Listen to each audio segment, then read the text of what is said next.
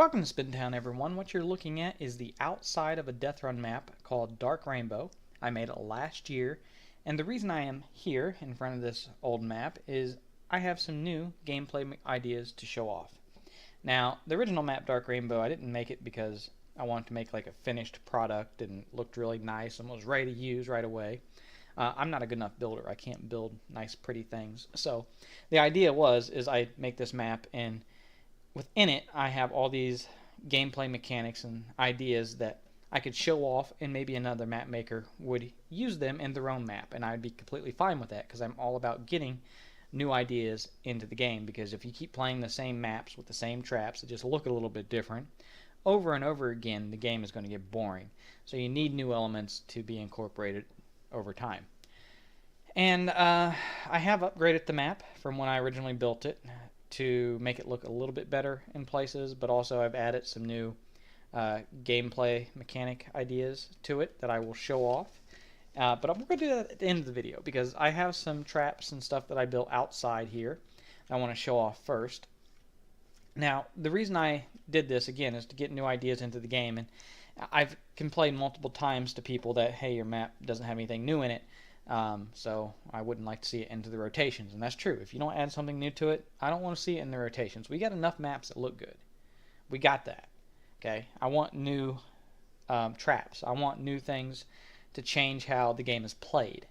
Okay, pretty, I can't build pretty. I'm impressed by people who can build that stuff, but that's not nearly as important to the game to me as the gameplay. So I sat down during lunch at work for like a half an hour, and I jotted down. I was trying to think of some ideas that I could build traps for Death Run, and this is what I came up with in a half hour, guys. We're going to start off by looking at a water trap, and what I thought of originally was like, okay, we have these blocks that just like appear and disappear that aren't controlled by a death dealer on certain maps, like Elements has one. Then you have the falling TNT on some maps, not controlled by a death dealer, like on Starbase. I was like, okay, well, maybe I can come up with something new for something like that. Something that wasn't controlled by the death dealer, but would the runners would have to take into account for as they're running down the course. And the first thing I thought of was, well, maybe I could build like two doors next to each other where one of them's open and the other one's closed, and they're constantly opening and closing. So there's always one that the runners can go through and one that's going to block their path. It's like, well, that's kind of boring because, well, doors don't kill you. And I thought, well, okay, well, what if I made the doors water? So that would kill you. And so I built a little contraption about half this size, and I started playing around with the water and stuff, trying to work out the timing. And it's a little hard because the water falls a lot faster than it dissipates. So that made the timing off. And I scrapped that idea and I made it 4 wide because it was easier for me to get the timing. But you can do this with just 2 wide, or you can have it 4 like I got. And the doorways don't have to be 3 blocks wide here. So you can make this fit your map. It just depends on how big you need it. I made it this big because it's easier to see, basically. So what it would look like is, out of these 4 openings right here, there would always be one that the runner could go through. But they have to time it so they can get to the one that's going to be open when they get there. They have to plan out which one they're going to go to. Because you don't want to get to one of them and then just stop and wait for the water to go away. You want to keep your momentum. But I hit the button and it starts here, then it goes on to the right. And by the time the first one is getting empty, it starts again. So there's always one that you would be able to go through. And I know the timing's not perfect here. This is just built to get the idea across. This crappy redstone, I didn't spend much time on it. But you can see what I meant with this kind of crappy build. So yeah, that's the first idea I had during my lunch. And now we'll go on to the next idea. Now, right here, this is as simple as it gets. This is incredibly easy to incorporate into just about any Death Run map, because all it is trapdoors. Now, the first row right here is going to open down. The second row is going to open upward. So not only does it create a 2-block gap that the runner is going to have to jump, it's also going to create a barrier that you're going to have to jump over, or you're going to have to wait on. And with it only being 2 blocks wide, it's easy to jump over. And this doesn't actually work right now. I only did the redstone so it opens like that trap door in this row. But again, this will just demonstrate what it would do. So hit the button, you can clear that easily. But if you're not ready for it and you're just running right through here and, oh, I forgot, this is the one. Yeah, you're going to get dumped. Or if you jump too early, let's go back up. Like if I jump really early, you know, runners, you're going to get kills. Especially if you have this near the beginning and there's a lot of people and groups still. But I don't really think this is the most effective way to use this idea. I think you need to have a 3-block gap. It's still easy enough to where you can just jump over the whole thing. But you're going to get a few more kills this way. I mean, I think this is probably too easy. I think 3-block is the way to go. So when you hit the button, you can still jump over it. I landed on top of the trap door that time, so it was definitely a little bit harder. But, you know, it's still something I think is pretty easy, not only for the runners, but also to incorporate into maps. Because not every trap needs to be insanely hard for the runners to get through. But you'll still get a few kills. Next, we're going to an old idea used in a new way. TNT pushes, it's kind of a neat idea, but at the same time, it's really hard for death dealers to time it to where they're going to get kills. At least a lot of kills. Most of the time, you're lucky to get 1 kill with a TNT push. I mean, every map I can think of, the TNT pushes are just, they're not a good place to really rack up the kills.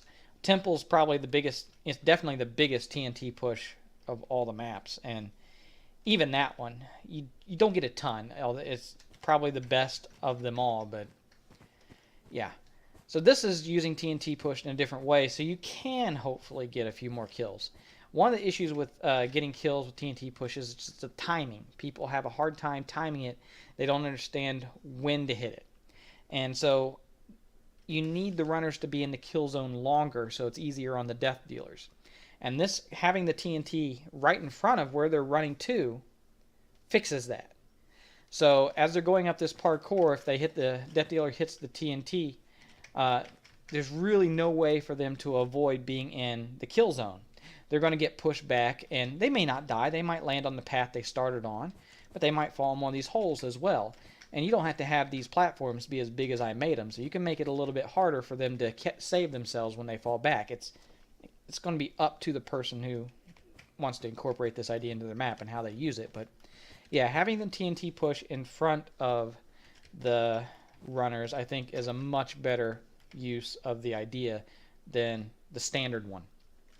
And then we have the TNT push being used on the bottom, pushing people straight up. Now, this one is probably going to get you less kills, for sure, than this one would.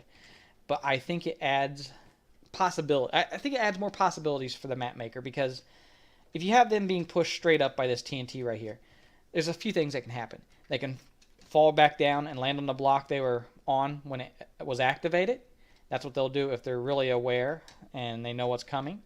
If they have a strafe with them, they could be up in the air and they could strafe from here. So this gives the map maker the opportunity to put maybe like an Easter egg, a shortcut here that otherwise they wouldn't be able to get to without the trap being active.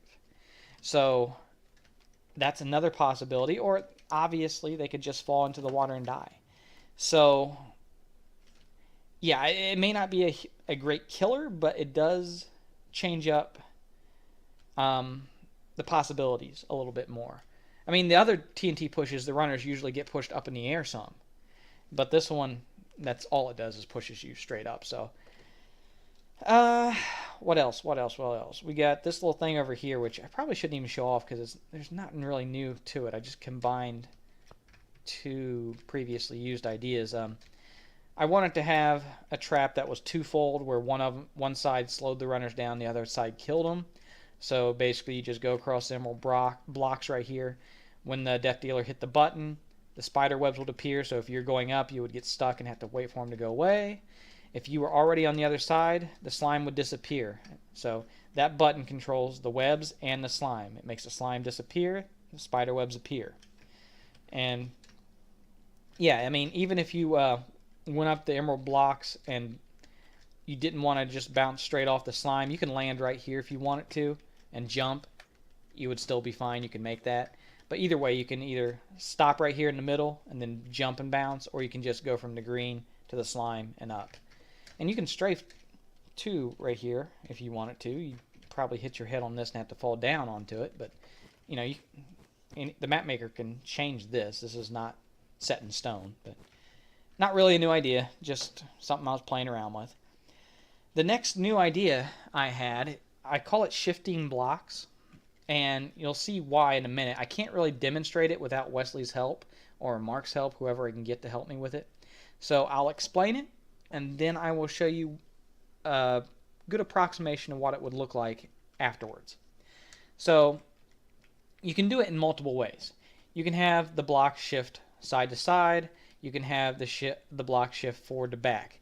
And what I mean by shifting blocks is these things would have like 4 stages that when activated, it would run through maybe 4 or 5 cycles of. And what it would look like is it'd start off looking like, probably not like that, it'd probably look like that. So when it's not active, players could actually parkour it. But when it was active, it would start off like that, and then in the next stage it would look like that. In the next stage it would look like that.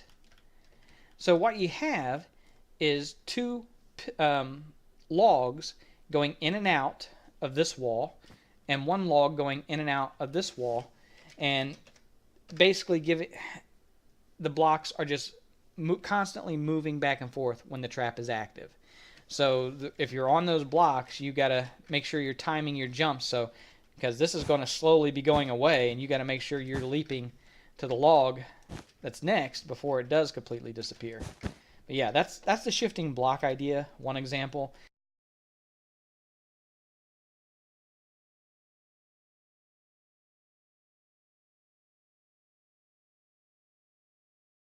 This one right here, the blocks would just go back and forth, or well, it'd be forward to back, in 3 stages that it would constantly cycle through. Well, maybe not constantly, but go through 3 or 4 cycles of when the death dealer activates the trap. So this would be stage 1, stage 2 would be like that, and then stage 3 would be, you know, 1 more down. So the blocks would constantly, in unison, be going back and forth this way.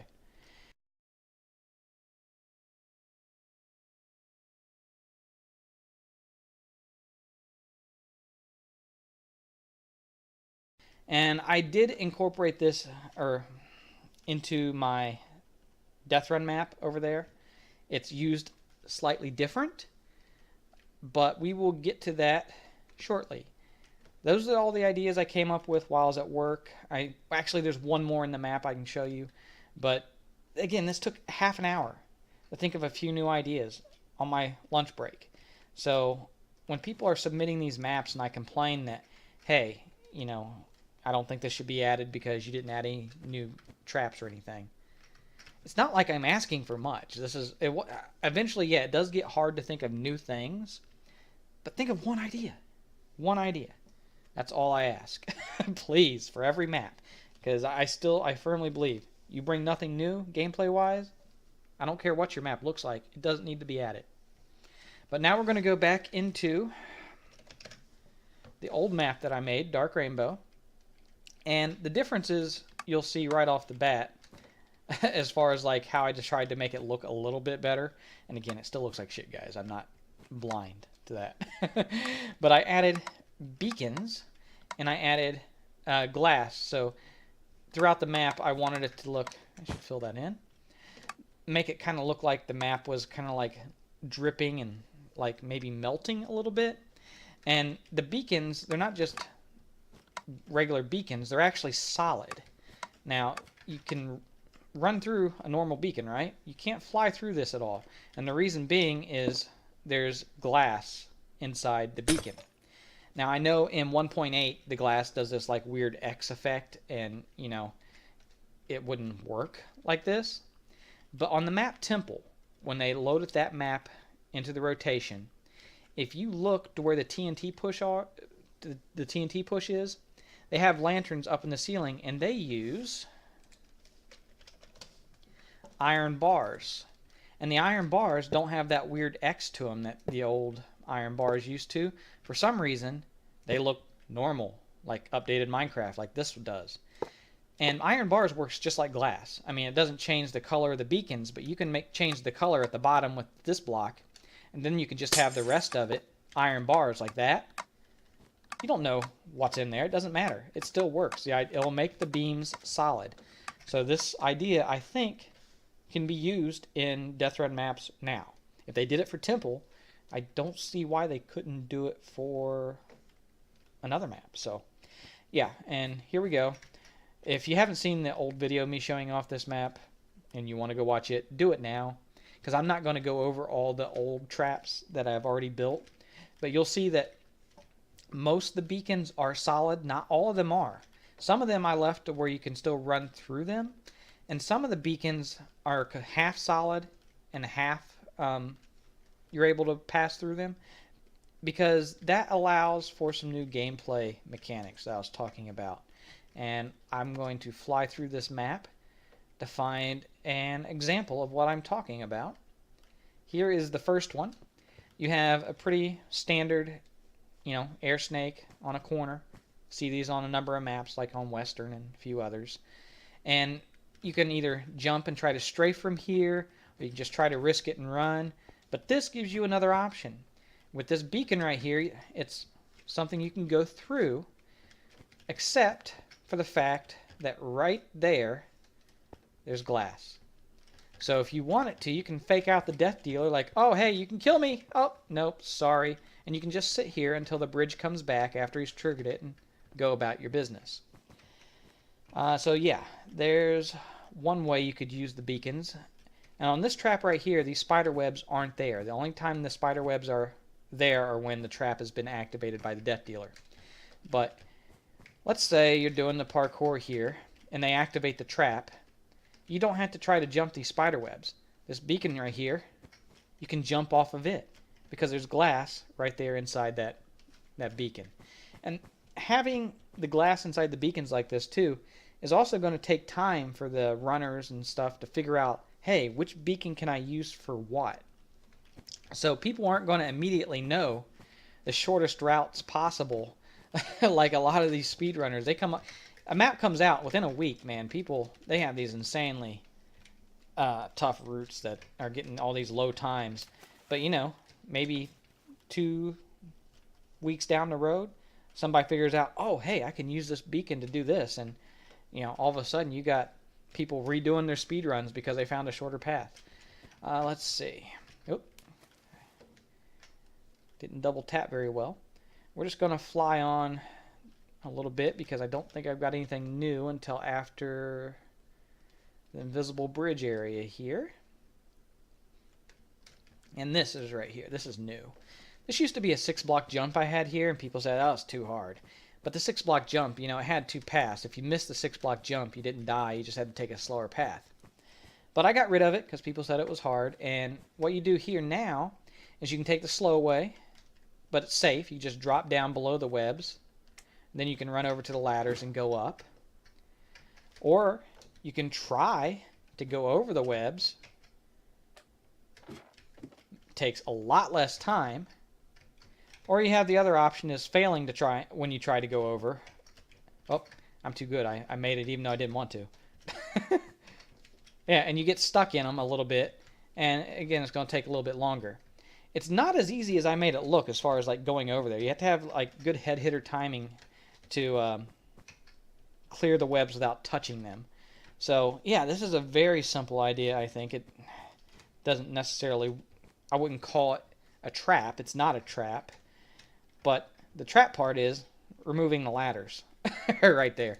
So that's what this is. It's a remove the ladder obstacle. This is the example of a shifting block trap. Another example, I should say. You've already seen 2. This one only has 2 stages. This one has stage 1, where it's at now. And in stage 2, all those blocks would disappear, and those would appear.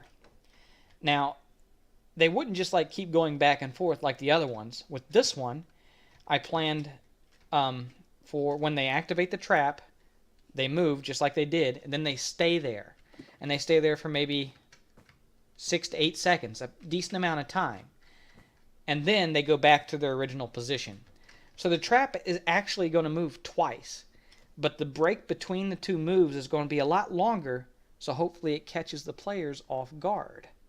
So you might activate it, and you'd be 2 traps down, killing people on other traps, and then it moves back to where it was, and another group of people had come to it, and it killed people a second time. But yeah, that's the idea. The shifting blocks thing that I thought of, I thought you can use that in a number of ways. And it's really no different from, it's a different version of the disappearing, reappearing blocks, is all it is. But I'm going to call it something else because I came up with it and I can.